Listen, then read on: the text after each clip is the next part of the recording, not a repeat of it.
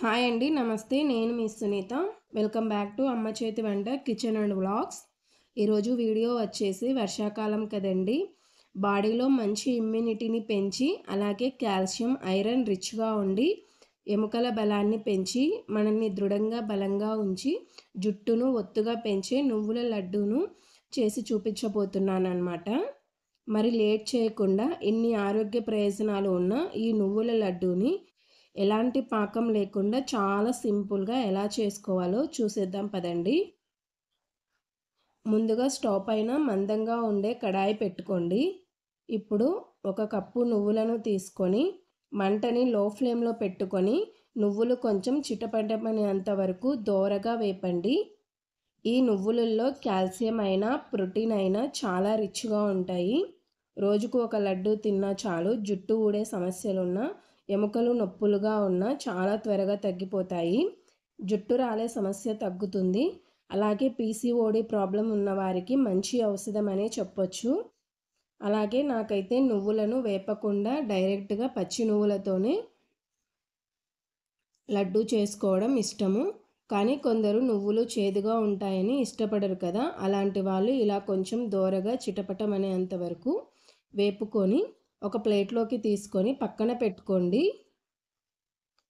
ఇప్పుడు స్టవ్ పైన మరోసారి అదే కడాయి పెట్టుకొని ఒక 6 బాదం పప్పులు వేసి అలాగే 5-6 జీడిపప్పులు అలాగే 2 టేబుల్ స్పూన్ల పిస్తా పప్పును కూడా వేసి వీటిని కూడా దోరగా ఫ్రై చేయండి.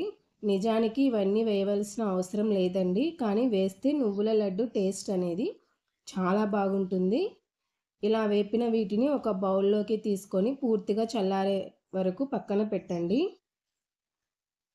ఇప్పుడు ఒక మిక్సీ జార్ తీసుకొని ఇందులోకి పూర్తిగా చల్లారిన నువ్వులను తీసుకొని చిన్నగా పల్సిస్తూ కచ్చాపచ్చగా గ్రైండ్ చేసుకోండి. చూడండి, నువ్వులు అనేవి ఈ విధంగా గ్రైండ్ చేసుకోవాలి. మరీ మెత్తగా మిక్సీ పట్టుకోకూడదు. అలా మిక్సీ పడితే లడ్డు తినేటప్పుడు నోటికి అంటుకుపోయి రుచిగా అనిపించదు. ఇలా మిక్సీ పట్టుకుంటే రోట్లో దంచిన టేస్ట్ వస్తుంది. నేనైతే గ్రైండర్లో వేస్తాను. ఇలా మిక్సీ పట్టిన వీటిని ఒక ప్లేట్లోకి తీసుకోండి.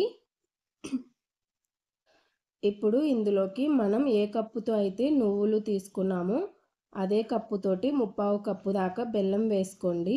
3/4 కప్పు బెల్లం అయితే కరెక్ట్గా స్వీట్ అనేది సరిపోతుంది. మీరు తీపి ఎక్కువగా తినేవాళ్ళు అయితే కప్పు నువ్వులకి కప్పు బెల్లం అయినా తీసుకోవచ్చు. అలాగే 1 టీ స్పూన్ యాలకుల పొడి వేసుకోండి. మీ దగ్గర యాలకుల పొడి లేకపోతే నువ్వులను మిక్సీ పట్టేటప్పుడే 2 యాలకులను వేసుకుంటే సరిపోతుంది. ఇప్పుడు ఈ బెల్లం పొడి కలిపిన నువ్వుల పొడిని మరోసారి మిక్సీ జార్లోకి తీసుకొని ఇందాక ఎలాగైతే మనం పల్సిస్తూ కోర్స్గా గ్రైండ్ చేసుకున్నామో అదేవిధంగా ఇప్పుడు కూడా మిక్సీ పట్టుకోవాలి. వీడియోలో చూపిస్తున్న ఈ విధంగా జస్ట్ ఇలా లడ్డూలు చుట్టితే ఈజీగా లడ్డు రావాలన్నమాట. ఇప్పుడు దీనిని ఒక ప్లేట్లోకి తీసుకొని మిగిలిన నువ్వులను కూడా ఇదే విధంగా మిక్సీ పట్టుకొని తీసుకోండి. ఇప్పుడు ఇదే మిక్సీ జార్లోకి మనం వేయించి పక్కన పెట్టుకున్న బాదం, జీడిపప్పు, పిస్తా పప్పును వేసి వీటిని కూడా కోర్సుగా మిక్సీ పట్టి ఈ నువ్వుల పొడిలోకి తీసుకోండి. అలాగే 1 టీ స్పూన్ ఎండు కొబ్బరి పొడి వేయండి. నువ్వుల లడ్డూను కొబ్బరితో తింటే టేస్ట్ చాలా బాగుంటుంది. ఇప్పుడు వీటిని బాగా కలిపి చిన్న చిన్న లడ్డూలా చేసుకుంటే సరిపోతుంది. నేనైతే ఇక్కడ చిన్న నిమ్మకాయ సైజ్ అంతా చేస్తున్నాను. చిన్నపిల్లల కోసం చేస్తున్నానన్నమాట. ఇలాగే లడ్డూలన్నిటినీ చేసుకోండి.